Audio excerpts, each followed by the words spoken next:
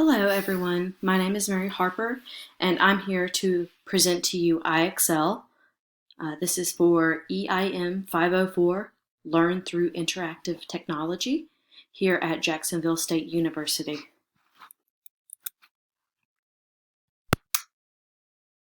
IXL is an educational website that's used for kindergarten through 12th grade curriculum and is actually a subscription service.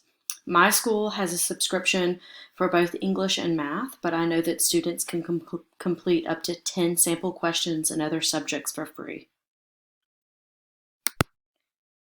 This is actually what the home page looks like, but what I really want to start off with is this little thing right here. It shows you your roster and profile and settings, and of course you can sign out here. I have rosters in, however, we have exceeded our number for this year, so I have not had students actually use this year for 6th grade, but I know that 7th and 8th grade students are using it constantly for math and English instruction. And I will show you how to use some of this stuff in a second. All right, right here is teacher resources. So when you go to teacher resources, you go to the welcome page, there's actually a back to school hub that you can click on. And it has fall essentials. Okay, access knowledge and identify gaps, so you get started there. And I'll cover this in a little bit later, but the IXL does recommend that teachers start with a real-time diagnostic and actually participate in this diagnostic several times a year. That way you know what level your students are at. It only takes about 45 minutes per subject. And I know that seems like a long time, but it does give you a good idea of where to get started. If students are below on grade level, you can get them started on a lower grade level or on a lower level skill.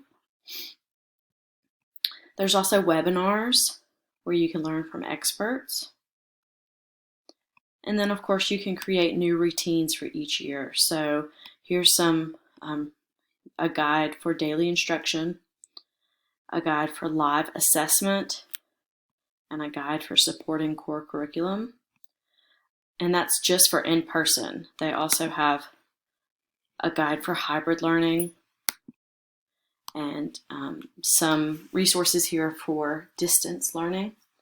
So there's a live assessment, at-home learning, and virtual classroom. And you scroll down a little further and you see lesson planning. So there's certain skill plans. And then of course there's an app. So students don't have to just use a computer, they can use an app.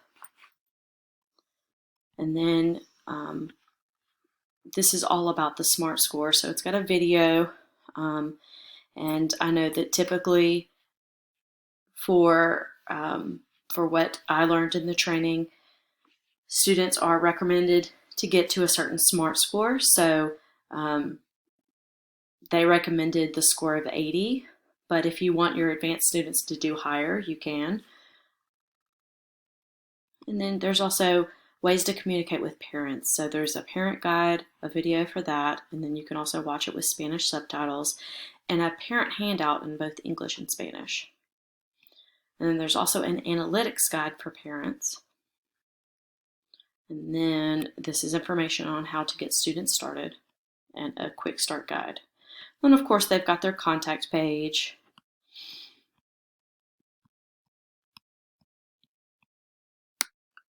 The next thing I wanted to show you is the teacher toolkit, which is really neat. Here it shows you how to set up your roster.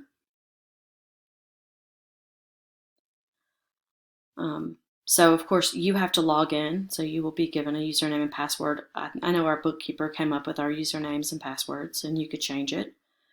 And then you go, just like I was showing you earlier, to roster. And then you enter your student's first name and last name. You could even enter their parents' email address. We don't use that, but we do use their student number here, and then we create a password that is easy for students to remember. We found that students have a hard time keeping up with different passwords, so we try to keep the password the same. And then, of course, you can save it. Or if you don't want to create your own password for these, it actually can create a password, a new password. You can change students' passwords that forget them as well. Okay, and if a student is successfully added, there will be a check there. And then there's a way from the roster to print the usernames and passwords, so you can cut those out and pass them out to students. I know in years past, I've just had students tape them onto their outside of their notebook so they can keep up with them. Or you can email each student their username and password, or you can print a list of them. But depending on how many students you have, that might be a lot. And then, of course, there's a letter that you can send home to parents.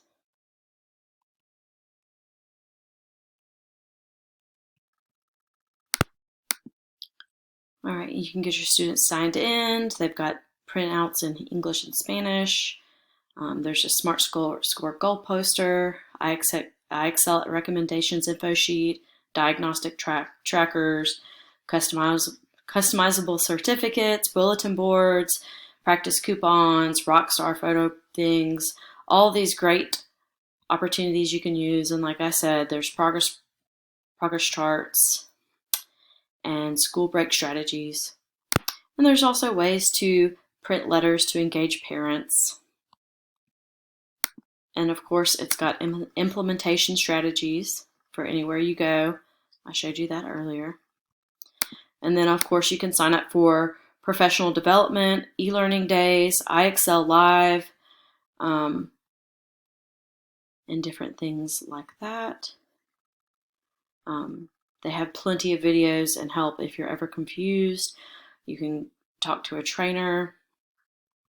The IXL Live professional development is very helpful as well. All right, this is the Real-Time Diagnostic Center. They actually encourage the diagnostic usage, which is pretty cool. And then you can actually go to each student to see how they're doing and whatever you're subscribed to. But the learning is where I really want to focus on. So here's the Learning tab, and when you click the Learning tab, there's a Recommendations tab here, and that's for each student. Obviously, they have to do the 45-minute diagnostic first. There's skill plans, where you can go through and pin certain skills, math, and language arts, and you can sort it by grades, topics, weekly plans, or skill plans, and you can make those. So if you wanted to use topics, you could use that for lower level students or students who need to catch up. But just to show you just how this works, I'm going to go to 6th grade, math skills. Forgive me, I'm not a math teacher. So this is the code A.1, and this is place values. So they read the question, and then they answer the question. So it asks about the thousandths place. They have to click submit, and they get instant gratification. So if I were to get this incorrect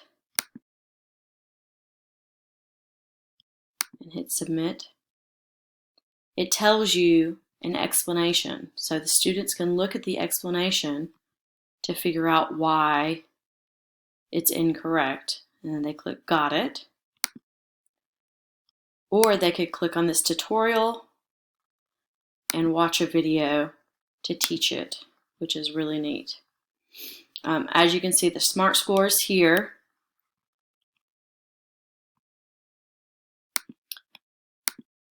And it goes up as you score, but if you score incorrectly, it goes down. It does have a timer. There's something called Group Jam, which I think is very neat. Group Jam does not affect their SMART score, but you can work with students as a class and you work together, and you can share the skill